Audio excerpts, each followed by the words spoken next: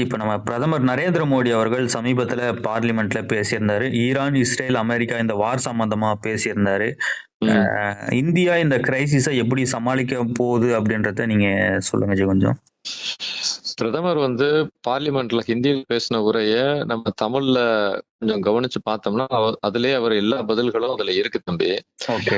பிரதமர் அவர் சொல்லும்போது என்ன சொல்லியிருந்தாரு அப்படின்னு சொன்னோம்னா, இந்த போர், அதாவது இந்த ஈரானுக்கும் இந்த அரேபு நாடுகளுக்கும் நடுவுல நடக்கிற போர் இருக்கு இல்லையா? ஆமா. நிறைய பேர் என்ன நினைப்பாங்க, இஸ்ரேல் அமெரிக்கா ஒரு சைடும் ஈரான் ஒரு பக்கமும் சண்டை போட்டுக்கிட்டு இருக்கிறதாக நினைக்கிறாங்க. ஆனா உண்மை என்ன அப்படின்னு சொன்னோம்னா, அந்த அரேப் நாடுகள் ஜிசிசி கண்ட்ரிஸ் இருக்கு இல்லையா, சவுதி அரேபியா, துபாய், அபுதாபி, யமன்னு சொல்லி இந்த அரேப் ராஜ குடும்பங்கள் இருக்கு இல்லையா, இந்த ராஜ குடும்பங்கள் ஒரு பக்கமும் இந்த இஸ்லாமிய கேலிஃபேட் சொல்ற ஈரான் ஒரு பக்கமும் சண்டை போட்டுக்கிட்டு இருக்கிறதா அந்த போருடைய பெரிய பாதிப்பை நம்ம எல்லாரும் ஃபேஸ் பண்றோம். இது வெறும் அமெரிக்காக்காரனுக்கும் ஈரான்காரனுக்கும் மாத்திரம் சண்டையா இருந்துச்சுன்னா நம்மளுக்கு ஒன்றும் பிரச்சனை இல்லையா, நம்மளுக்கு பெட்ரோல் கேஸ் ஈஸியா வந்துகிட்டு இருக்கும்ல. இப்ப ராஜ குடும்பங்களை அடிக்கன்னு சொல்லி ஈரானுக்கு கிளம்பி போறனால அவங்க பெட்ரோல் கிணறையும் அடிக்கிறனால தானே அந்த பாதை ஸ்ட்ரெயிட் ஆஃப் ஹார்மோஸ் தடுத்துட்டு நம்மளுக்கு பிரச்சனை பண்ணிட்டு இருக்கான். இப்ப முஸ்லிம் நாடுகள் ரெண்டுமே முஸ்லிம் நாடுகள் தான். ஒன்னு ஷியா முஸ்லீம், இன்னொருத்தன் சன்னி முஸ்லீம். ஷியாவும் சன்னியும் அடிச்சுக்கிட்டு உலகத்துக்கே ஒரு பிரச்சனையை உருவாக்குறான். நீங்க ரெண்டு பேரையும் மோத விட்டுட்டு அதனால லாபம் அடையுது இஸ்ரேல் அப்படின்னு சொல்லி சில பேர் சொல்றானுங்க. இப்ப இந்த போர் வேகமா முடியற மாதிரி தெரியல. ஏன்னா ரஷ்யாக்காரன் வேற ஈரான்காரனுக்கு உதவி பண்ணிட்டு இருக்கான், சேட்டலைட் உதவி, மிசைல் உதவி எல்லாம். சோ அப்ப இவ்வளவு வேகமா முடியாது அப்படின்னு பிரதமரும் சொல்றாரு. இந்த பிரச்சனை இன்னொரு ஒரு சில மாதங்கள் கண்டினியூ பண்ண வாய்ப்பு இருக்குது. அப்படி ஒருவேளை இந்த போர் வேகமா முடியாம ரொம்ப நாள் இழுத்துருச்சு அப்படின்னு சொன்னோம்னா, நம்மளுடைய இந்திய மக்கள் நிறைய பேர் அங்க வேலை பாக்குறாங்க. இந்த துபாய், அபுதாபி, யுஏஇ, சவுதி அரேபியால எல்லாம். ஓகே. இவங்க எல்லாரையுமே நம்ம காப்பாற்ற வேண்டிய அவசியம் இந்திய நாட்டுக்கு இருக்குது. அது மாத்திரம் இல்லாம உலகத்துல உள்ள கப்பல்கள் எல்லாம் நம்மளுடைய இந்தியர்கள் நிறைய பேர் வேலை பார்க்கறாங்க. அந்த கப்பல்கள்ல வேலை பார்க்கக்கூடிய இந்தியர்களையும் காப்பாற்ற வேண்டிய பொறுப்பு இந்தியாவுக்கு இருக்குது அப்படின்றத சொன்னதோட சேர்த்து என்ன சொன்னாருன்னா, இது வரைக்கும் 3,75,000 பேரை அந்த போர் சார்ந்த இடங்கள்ல இருந்து காப்பாத்தி இந்தியாவுக்கு நாங்க சக்சஸ்ஃபுல்லா கடந்த ஒரு மாசத்துக்குள்ள கொண்டு வந்திருக்கிறோம். அது மாத்திரம் இல்லாம நாம 1000 சொச்சம் இந்திய ஸ்டூடெண்ட்ஸ் ஈரான்ல டாக்டர் படிக்கிறதுக்கு போயிருக்கிறாங்க. அவங்க எல்லாரையும் காப்பாத்தி ஸ்பெஷல் பிளைட் வச்சு கொண்டு இந்தியாவுல சேஃபா அவங்க இறக்கி இருக்கிறோம் அப்படின்னு சொல்லி ஒரு வார்த்தை சொன்னாரு. அப்ப இந்த இடத்துல அவர் 3,75,000 இஸ்லாமியர்களை காப்பாத்தி கொண்டு வந்ததாக அவர் சொல்லல. 1000 சொச்சம் இஸ்லாமிய மாணவர்கள் அங்க படிச்சாங்க, அவங்களை காப்பாத்தி கொண்டு வந்ததாக அவர் சொல்லல. இந்திய மாணவர்கள்னு சொன்னார். அது ரொம்ப முக்கியமானது, நம்ம நோட் பண்ண வேண்டியது. சரியா? காப்பாத்தினது இஸ்லாமியர்களை தான். போனவன் முஸ்லீம் தானே, முஸ்லீம் தான் அங்க படிக்க போனான். அவனை காப்பாத்தி கொண்டு வந்தாரு. ஆனா முஸ்லிம் மாணவர்கள்னு சொல்லல, இந்திய மாணவர்கள் தான் சொன்னாரு. 3,75,000 பேரு நாங்க காப்பாத்தி கொண்டு வந்தோம் இந்தியர்களை அப்படின்னு சொன்னாரு. சோ இங்க இருக்கக்கூடிய இஸ்லாமியர்கள் நன்றி சொல்லணும், ஜமாத்துக்கு நன்றி சொல்லணும் அந்த பிரதமருக்கு. ஆனா இங்க இருக்கிற விவரம் இல்லாம என்ன பண்ணுவான், நம்ம இஸ்லாமுக்கு விரோதி பிரதமர்னு சொல்லி கத்திக்கிட்டு இருக்கிறான் விளங்காதவன். அங்க பார்த்தா உண்மையாலே அந்த 2 முஸ்லீம்களும் தான் சண்டை போட்டுக்கிறான். ஷியா முஸ்லீம்களும் சன்னி முஸ்லீம்களும் மாத்தி சும்மா இல்ல, பாதி குண்டை போட்டு கொலை செஞ்சுக்கிறான் ஒருத்தன். இங்க நாம அவங்களுக்கு சோறு கொடுக்கிறோம், நாம அவங்களுக்கு வேண்டிய உதவியை செய்யறோம், நாம அவங்க சாகக்கூடாது அவங்களை காப்பாத்தி கொண்டு வருது இந்த பிஜேபி மோடி ஆச்சு. ஆனா இங்க இருக்கிற ஜமாத்துகளும் முஸ்லீம்களும் மோடியையும் பிஜேபியையும் திட்டிக்கிட்டே இருக்காங்க. 15 வருஷமா மோடி ஆட்சி பண்றாரு. 15 வருஷமா இந்தியாவில உள்ள முஸ்லீம்களுக்கு என்ன குறை வச்சாரு? நல்லா தான் இருக்காங்க. இதே 15 வருஷம் பாகிஸ்தான்ல இருக்க முஸ்லீம்களை ஷியானா கொண்டுடுவான், வேற என்ன பலூச்சினா கொண்டுடுவான், அகமதியானா கொண்டுடுவான், சுஃபினா கொண்டுடுவான். அவங்களுக்குள்ளே இத்தனை பிரிவுகள் இருக்கு, மாத்தி கொண்டுக்கிறான். சன்னி பிரிவு முஸ்லீம்களை தவிர மத்த எல்லா பிரிவு முஸ்லீம்களையுமே பாகிஸ்தான் கொலை செஞ்சுக்கிட்டு இருக்கான். அது மட்டும் இல்லாம இப்ப இஸ்ரேல் கிட்டையும் அமெரிக்கா கிட்டையும் பாகிஸ்தான் ஆர்மி முன்னேறு காசை வாங்கிட்டு பாகிஸ்தான் சோல்ஜர்ஸ் ஈரானுக்குள்ள மக்களை கொல்றதுக்கு அனுப்பிக்கிட்டு இருக்கான். அதுக்கும் வேற காசு வாங்கியிருக்கான். இதெல்லாம் தெரிஞ்சும் இந்தியாவில உள்ள ஜமாத்துகள் இன்னும் பாகிஸ்தான்காரனுக்கு சப்போர்ட் பண்ணிட்டு இருக்கிறானுங்க. இந்த கேவலத்தை எல்லாம் எங்க கொண்டு போய் சொல்றது? இங்க இருக்கக்கூடிய மனசாட்சி உள்ள முஸ்லிம்கள் யோசிச்சு பார்த்தாங்கன்னா, மோடி எவ்வளவு இஸ்லாமிய மக்களுக்கு உதவி பண்ணிட்டு இருக்காருன்றது அவங்களுக்கு தெரியும். அப்ப இந்த இடத்துல நாங்க 1000 சொச்சம் இஸ்லாமிய ஸ்டூடெண்ட்ஸ் அங்க போய் மாட்டிக்கிட்டாங்க போர்ல. அவங்கள காப்பாத்தி கூட்டு வந்தேன். 3,75,000 இஸ்லாமியர்களை நாங்க காப்பாத்தி உள்ள கூட்டு வந்தோம் அப்படின்னு அவர் சொல்றாரு. ஆனா இஸ்லாமியர்களை காப்பாத்தணும்னு சொல்லாம இந்தியர்களை காப்பாத்தணும்னு சொன்னாரு. அதெல்லாம் அவருடைய பெருந்தன்மை. அதை மக்கள் நல்லா யோசிக்கணும்.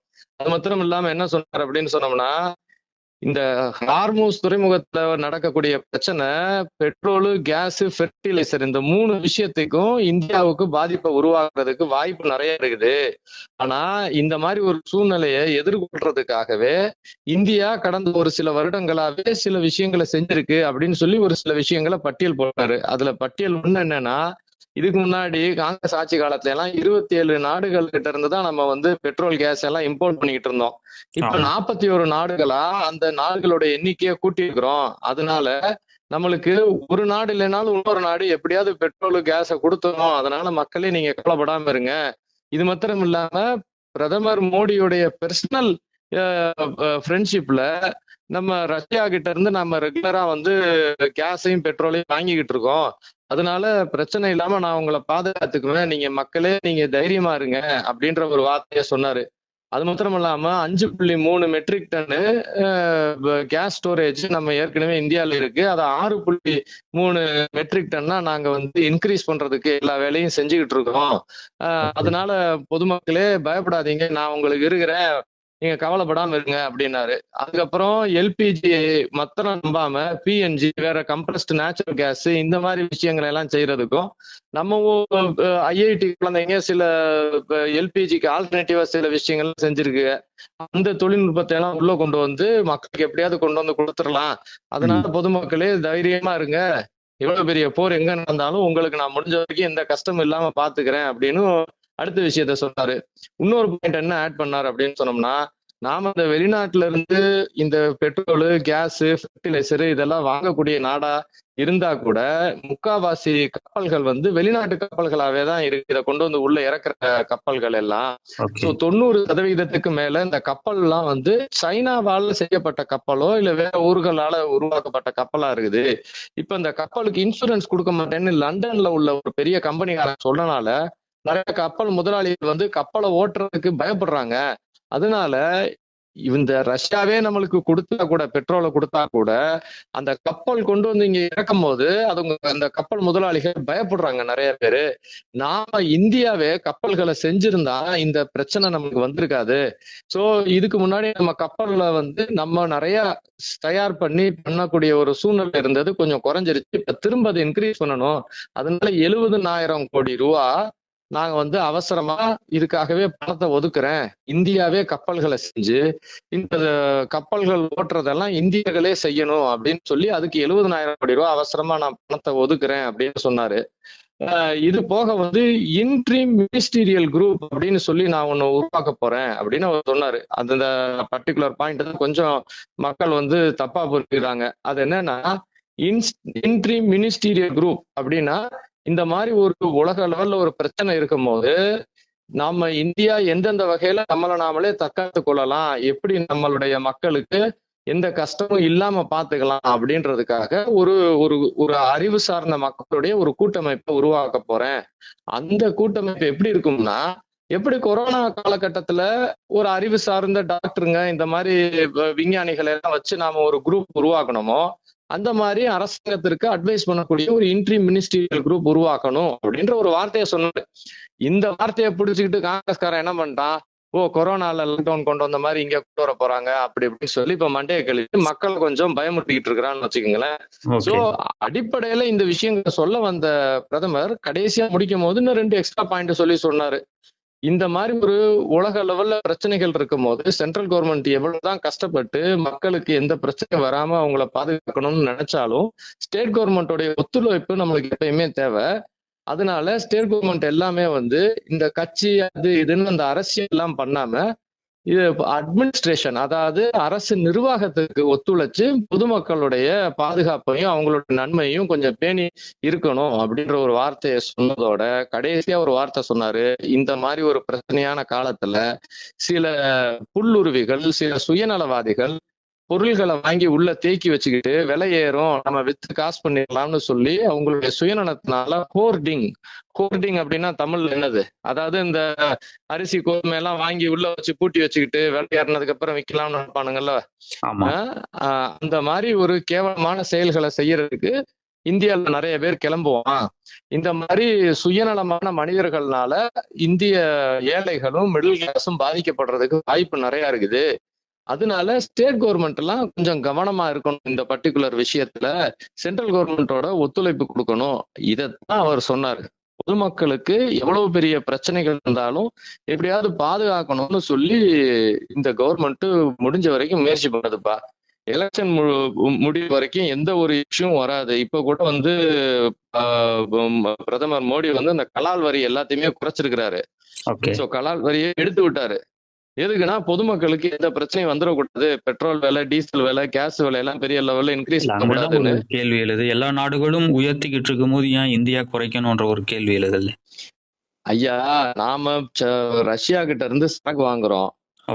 அந்த சரக்கு வாங்குறதுனால மத்த நாடுகளுக்கு இல்லாத ஒரு அட்வான்டேஜ் நமக்கு இருக்குது. பாகிஸ்தான் அவ்வளவுதான், முடிஞ்சு போச்சு. பக்கத்துல உள்ள பங்களாதேஷ் எல்லாம் முடிஞ்சு போயிருக்கு. இப்ப பங்களாதேஷ் நம்ம கிட்ட கெஞ்சிக்கிட்டு இருக்கு, ஐயா கொஞ்சம் பெட்ரோல் கொடுங்க சாமி அப்படின்னு சொல்லி. நாம ரஷ்யாவோட பெர்சனலா உறவுக்காரம் வச்சிருக்கிறனால இப்ப நம்ம சரக்கு நம்மளால வாங்க முடியுது அங்க இருந்து. இது பிரதமர் மோடின்ற தனி மனிதனுடைய அவர் உருவாக்குன உறவுனால வந்த அட்வான்டேஜ் இது. அவர் இந்த பெரிய தலைவர்கள்கிட்ட பெர்சனல் ஃப்ரெண்ட்ஷிப்பை உருவாக்கி வச்சிருக்கிறாரு. அதனால வரக்கூடிய அட்வான்டேஜ் நமக்கு இந்த சரக்குள்ள இறங்குது. முடிஞ்ச வரைக்கும் நமக்கு கஷ்டம் இல்லாம பாத்துக்க முயற்சி பண்றாரு பிரதமர். ஆனா நம்மளும் பொதுமக்கள் நல்லா தெரிஞ்சுக்கணும், இது உலகம் சார்ந்த மிகப்பெரிய போர். இது ஒரு குளோபல் வாரா இல்ல வேர்ல்டு வாரான்னு எல்லாரும் கேள்வி கேட்கிற கண்டிஷனுக்கு போயிடுச்சு இது. இதுல ஆப்பிரிக்கால உள்ள சில நாடுகள், அந்த யுகாண்டான்னு ஒரு நாடு, அந்த நாட்டுடைய ஆர்மி ஜெனரல் நான் சோல்ஜர்ஸ் எல்லாம் இஸ்ரேலுக்கு சப்போர்ட் பண்ணி அனுப்ப போறேன் அப்படின்னு அவன் சொல்லிக்கிட்டு இருக்கான். இவன் ரஷ்யாக்காரங்களும் சைனாக்காரங்களும் ஈரானுக்கு பேக்ரவுண்ட்ல எல்லா உதவியும் செஞ்சுட்டு இருக்கிறாங்க. அப்ப இந்த போர் சின்ன லெவல்ல இல்ல, அடுத்தடுத்த நாள் பெருசு பெருசா போய்கிட்டே இருக்குது. சோ அடுத்து என்ன ஆகும்னு நம்ம யாருக்கும் தெரியாது. சோ கேஸ் தட்டுப்பாடு. இன்னொன்னு, பிரதமர் 2001 நடந்த கான்ஃபிளிக்ட், இந்த கிரைசிஸை பத்தி பேசியிருந்தாரு. 2023 நடந்த கிரைசிஸை பத்தி பேசியிருந்தாரு. 2023 அதே ஆபரேஷன் அஜய்ன்ற ஒரு இஸ்ரேல் கான்ஃபிளிக்ட் அப்போ ஒரு ஆபரேஷன் நம்ம இந்தியா பண்ணியிருந்தாங்கல்ல.